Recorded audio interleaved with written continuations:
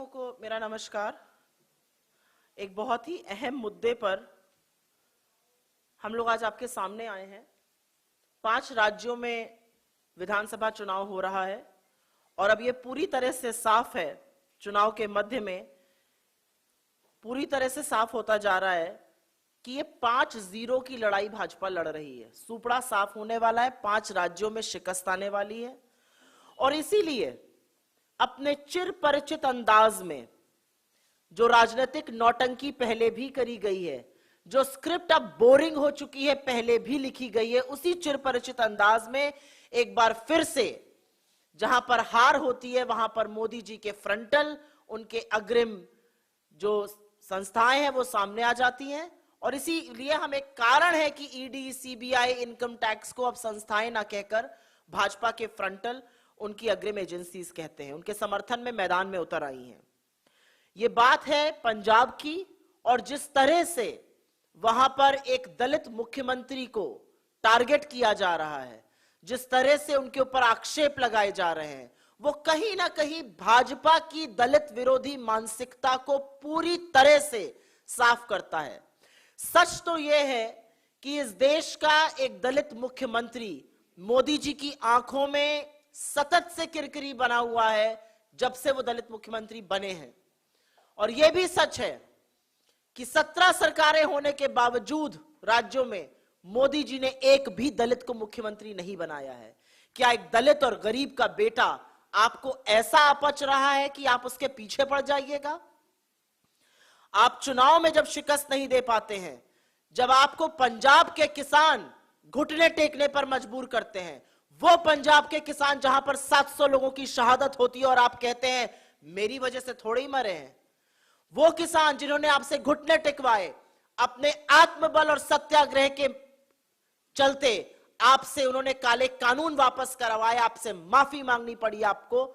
यह अलग बात है कि आपने श्रद्धांजलि और सहानुभूति का एक शब्द नहीं कहा, तो उसका बदला अब आप फर्जी छापे, फर्जी गिरफ्तारियां, पुराने केस ये खुलवा कर लीजिएगा। ये पंजाब की अस्मिता, ये जो बदला आप लेना चाह रहे हैं पंजाब के किसानों से, ये पंजाब भूलेगा नहीं और इसका सूद समेत आपको जवाब वापस देगा। ये बदला एक दलित मुख्यमंत्री, एक शोषित वंचित समाज से आए हुए व्यक्ति जिसको कि हमने आगे बढ़ने का मौका दिया, राहुल जी ने जिसको मुख्यमंत्री बनाया, ये सिर्फ उससे बदले की भावना नहीं है, ये दंड उन किसानों के लिए है। ये पंजाब के खिलाफ मोदी जी की नफरत, उनका एटीट्यूड, उनका आचरण दिखाता है कि बात से बात नहीं बनेगी, चुनाव में नहीं हरा पाएंगे तो वो आपको शिकस्त देंगे अपनी एजेंसीज, अपने चिरपरिचित अंदाज में। और दुख की बात यह है कि यह हमला इसलिए भी किया जा रहा है कि छोटे मोदी जो आजकल बने हुए और सतत ही से थे, केजरीवाल जी को एक बैकडोर एंट्री मिल सके। लेकिन केजरीवाल जी को और उनके आका मोदी जी को हम सिर्फ इस मंच से यह कहना चाहते हैं, ये पंजाब की जनता है, इसने देखा है कि किसने उसके साथ लड़ाई लड़ी और किसने फटाफट काले कानूनों को पारित किया था, और उसी का इनाम मोदी जी देने की यहां पर कोशिश कर रहे हैं। यह पहला वाकया नहीं है जब एक 6 साल पुराने केस को खोदा जा रहा है चन्नी जी के खिलाफ, 33 साल पुराने केस को खोदा जा रहा है सिद्धू जी के खिलाफ। यह पहला मौका नहीं है। यह सच है कि इसी सरकार ने किसानों पर लाठियां बरसाई, उनके लिए तार बिछवाए, उनको गालियां दी, उनको आतंकवादी, नक्सलवादी, खालिस्तानी और क्या क्या नहीं कहा। और 700 किसानों की शहादत के बावजूद जब एक गवर्नर ने जाके आपसे कहा कि किसान मर रहे हैं, तो आपने कहा मेरी वजह से थोड़ी मर रहे हैं, मैनू की। यह एटीट्यूड दिखाता है आपका। और यह सरकार का दुरुपयोग, एजेंसीज का दुरुपयोग, ये एजेंसीज को पूरी तरह से अपना फ्रंटल बनाना, और जो बार बार राहुल गांधी जी कहते हैं लोगों के खिलाफ एजेंसीज को, स्टेट्स के खिलाफ एजेंसीज को इस्तेमाल करने का, इससे घटिया उदाहरण और कोई हो नहीं सकता है। और एक बात सच है, मोदी जी इस मुगालते मत रहिएगा। जो लोग डरने वाले होते हैं ना, वो आपकी एजेंसी से डर जाते हैं। आपने इस एजेंसी का इस्तेमाल चुनी हुई सरकारों को गिराने के लिए मध्य प्रदेश से लेकर गोवा, अरुणाचल, कर्नाटक, हर जगह किया। राजस्थान के मुख्यमंत्री के भाई को बिठाया, सरकार गिराने की कोशिशें करी। लेकिन हम डरने वालों में से नहीं है। जो डरने वाले थे वो आपके खेमे में शामिल हो गए पंजाब से। मैं अमरिंदर सिंह जी की बात कर रही हूं। जो डरने वाले ड्रग केस में मजीठिया जी फंसे, वो आपके जरूर चरण चुंबक बन के गुणगान कर रहे हो, हम उनसे भी उनकी तरह नहीं है। जो डरने वाले थे केजरीवाल, वो आपको खुश करने के लिए एक दलित मुख्यमंत्री को टारगेट करते हैं। तो सच तो यह है कि आपकी एजेंसीज जो आपके फ्रंटल बन चुके हैं, उनको एक चीज की जांच करनी चाहिए। उनको जांच इस बात की करनी चाहिए कि आपकी आय में 550% की वृद्धि कैसे हुई, जबकि यह देश और गुर्बत और गरीबी में चला गया। कौन है जो आपको पैसा दे रहा है और क्यों दे रहा है, यह सवाल आज हम आपसे पूछते हैं। कैसे ये आपकी आय 480 करोड़ से बढ़कर लगभग 5000 करोड़ हो गई, इसका जवाब कौन देगा? और इसका मामला, इसकी तफ्तीश ईडी को करनी चाहिए। और ईडी को आप इस्तेमाल कर रहे हैं चुनावों में अपना फ्रंटल बनाकर। जहां आप नहीं जा पाते, जहां आपकी बात सुनने के लिए एक पंजाबी नहीं आता आपकी रैली पर, वहां पर आप 3 करोड़ पंजाबियों की अस्मिता पर, उनकी निष्ठा पर, उनके सम्मान पर सवाल उठा देते हैं। और आज किसानों के लिए लड़ने के लिए जो खड़ा हुआ, जो दलित, वंचित, शोषित समाज से आते हैं चन्नी जी, उनके खिलाफ आप ये एक्शन कर कर अपनी दलित विरोधी, गरीब विरोधी, अपनी कुत्सित मानसिकता का परिचय दे रहे हैं। आपको लगता है कि हम डर जाएंगे? हम डरने वालों में से बिल्कुल नहीं है। और एक बात सच है, पंजाब आपका चाल चरित्र, आपकी बी टीम आपका चाल चरित्र और चेहरा पूरी तरह से समझ चुका है। और हम दावे के साथ कहते हैं, प्रचंड बहुमत से हमारी सरकार बनने जा रही है। दांतों तले उंगलियां आपको दबानी पड़ेंगी। जो काम कर रहे हैं वो मत करिए, क्योंकि ये आपकी मानसिकता देश विरोधी है, कानून विरोधी है और पंजाब विरोधी है। कोई आपके सवाल हो तो उसका स्वागत है। I will in 2 sentences say this in English. It is absolutely deplorable that every time there is an election, every time a democratically elected government has to be toppled, this government resorts, the Modi government resorts to using government agencies like the Enforcement Directorate, which should actually be called the Election Directorate, quite frankly, or the CBI, or the income tax, to topple these governments, to target people who are otherwise representing the real aspirations of the people of this country. The fact also is that the BJP and the RSS and Mr. Modi are absolutely against Dalits. There is a reason why they cannot tolerate, there is a reason why they don't seem to be able to digest the fact that a Dalit can be the chief minister of Punjab in independent India. Of course, they've got 17 governments elected all across the country. Not one Dalit leads that government. And which is why they're targeting Dalits. They're targeting the farmers of Punjab who stood there peacefully and made you bow down, and you had to withdraw the farm laws. It's another thing, you did not do it out of the goodness of your heart. You did it because you were losing by-elections, because you could sense defeat. The reality is, the score will be 5-0 on the board when these elections end. But the reality also is that your real face is out for the public. And so are the faces of people who continue to act as your team B. Or should I say BJP is a lighter version of AAP today? I don't know. There are people who may be scared of ED. You have raked up cases which are 6 years old against Chief Minister Channi or against Mr. Sidhu, which are 33 years old. Maybe Amrinder Singh was too scared of ED and went and took refuge under you. Maybe Majithia is too scared of ED and is singing your paeans. Maybe Kejriwal is attacking a Dalit Chief Minister at your behest. But we are not the ones who can be bowed down.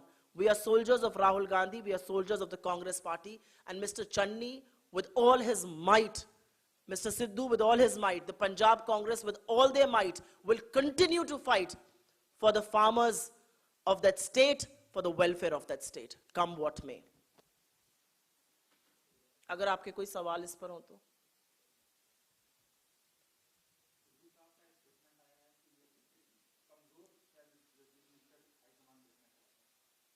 मैंने ये statement सुना नहीं है पूरी तरह से, और मुझे लगता है सिर्फ उसका पार्ट है। मुझे सुनने दीजिए, उसके बाद मैं बताऊंगी। उन्होंने तो जो स्टेटमेंट मैंने सुना है वो उन्होंने सार्वजनिक रूप से राहुल गांधी जी के सामने जो बात कही है, मैं तो उसी को मानूंगी। उन्होंने कहा है कोई भी आए वो उसका स्वागत करेंगे और उनके साथ मिलकर कांग्रेस को जिताएंगे। Anything else on this matter? मुझे लगता है कि एक सांसद पर हमला होना गंभीर बात है, और उत्तर प्रदेश में जिस तरह का माहौल ध्रुवीकरण बनाने की कोशिश है, ये अपने आप में और भी बहुत सारे सवाल खड़े करती है। इसकी सख्ती से जांच होनी चाहिए। मेरा अपना मानना एक और भी है, क्योंकि मैं उत्तर प्रदेश से हूं और मैंने वहां की कानून व्यवस्था को बड़े करीब से देखा है कि जिस फुर्ती से उनके अटैकर्स को, जिन लोगों ने तथाकथित रूप से गोली चलाई, उनको गिरफ्तार किया गया। मैं आशा करती हूं कि इसी तरह से कानून व्यवस्था आम आदमी के लिए, शोषित महिलाओं के लिए और भी अपराधियों के खिलाफ एक्शन लेगी। एक सांसद है, उन पर हमला हुआ, हम इसकी घोर निंदा करते हैं और चाहते हैं इसकी तफ्तीश हो।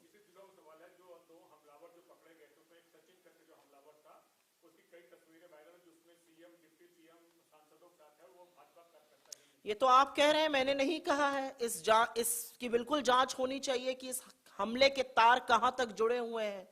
चुनावी माहौल में बड़े बड़े नेता बाहर हैं, प्रियंका जी सड़कों पर अकेले चल रही हैं, अन्य विपक्षी नेता भी चल रहे हैं, हमला एक ही पर होता है। तो ये तो आप कह रहे हैं, जो आपने बात कही है, तो बिल्कुल इसकी जांच होनी चाहिए कि इसके तार कहां तक जुड़े हुए हैं, कौन थे वो लोग, और जो त्वरिता, जो तुरंत इसमें बात हुई है, वो मुझे लगता है कि आगे बढ़नी चाहिए। धन्यवाद।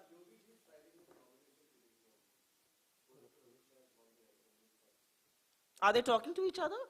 Are they on talking terms? Just asking, I don't know. Sorry, go ahead.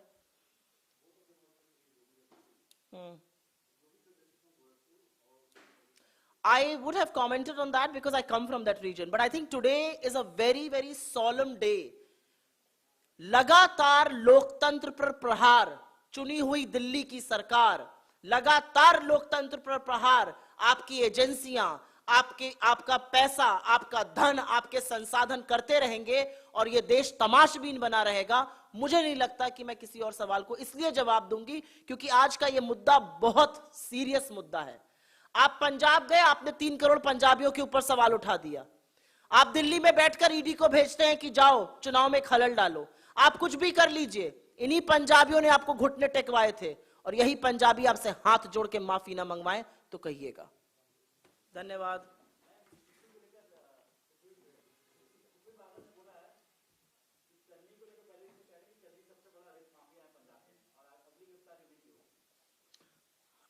वो तो सतत टीम भी बने रहे। हरसिमरत जी तो उस कैबिनेट का भी हिस्सा रही। बाद में समझ में आया कि पैरों के तले से जमीन खिसक रही है पंजाब में, तो आनन फानन में इस्तीफा दिया, संबंध तोड़े। लेकिन जिस कैबिनेट में बैठकर इसके काले कानून रात के अंधेरे में पारित हुए थे, वहां पर तो खूब तालियां बजाई थी। तो ये जवाब देना पंजाब के किसानों को कि क्या किया इन्होंने। पंजाब के किसानों को जवाब दे कि आय दुगनी हुई थी, 27 रुपए क्यों कमा रहा है किसान। सुखबीर सिंह बादल पहले यह जवाब दे कि जिस पार्टी के साथ आप सतत बने रहे, उन्होंने fertilizer subsidy, food subsidy, MNREGA का बजट क्यों कम कर दिया है। इन सब बातों का जवाब दें। इसका मूल मंत्र एक ही है, इन लोगों से एक दलित मुख्यमंत्री पच नहीं रहा है और कांग्रेस ने यह ठान लिया है कि हम ये लड़ाई मुस्तैदी से लड़ेंगे, आप कुछ भी कर लीजिए। एक वंचित शोषित समाज का व्यक्ति इनसे पच नहीं रहा है क्योंकि सत्ता को काबिज इन लोगों ने ऐसा करा हुआ था, ऐसा जकड़ा हुआ था सत्ता को कि वो सत्ता के दरवाजे जब खुलते हैं तो दिक्कत होती है और बादल साहब की दिक्कत वही दिखा रही है। धन्यवाद, थैंक यू।